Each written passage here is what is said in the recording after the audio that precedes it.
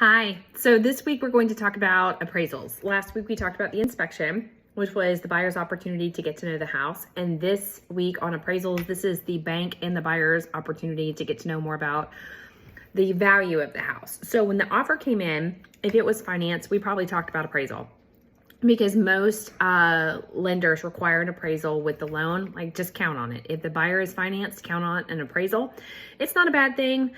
I know some of you are like, Tennille, I do not agree, and that is fine. I think that the appraisal process is important. A good appraiser is going to know what's going on out there.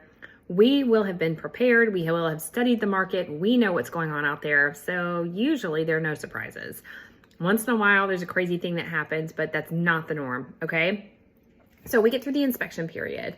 The lender puts it out there. The appraisal is ordered. The appraiser comes in. They do need access into the inside of the home. I always like to meet them when I can. Once in a while, we have to move quickly and schedules don't line up. And in that case, I talk with them over the phone, share my data over email if they will accept it. I just want them to know that we have paid attention to the market and here's some research for your property. They take a peek on the inside, take some measurements, take a peek on the outside. They are going to look at recent sales, similar to what I did, but they go in much more in depth.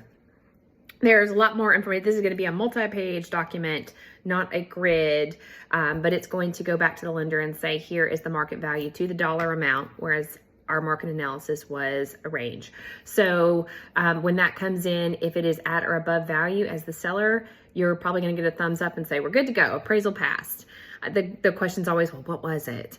We have to remember the buyer paid for that appraisal, so they do not have to share the value. And if it's above value, a lot of times you're like, we're good, we're not gonna tell you.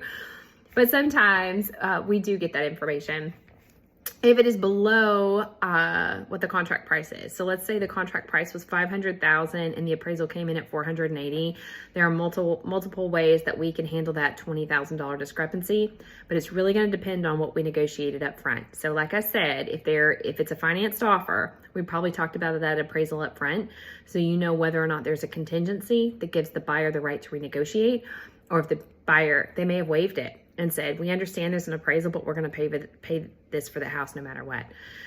I can let you know at the time that we meet whether or not that's the norm in the market and kind of what to expect, so we can talk about that more. Any questions you have, my contact information is below. Just give me a call, an email, text. Happy to help. Talk with you soon. Bye.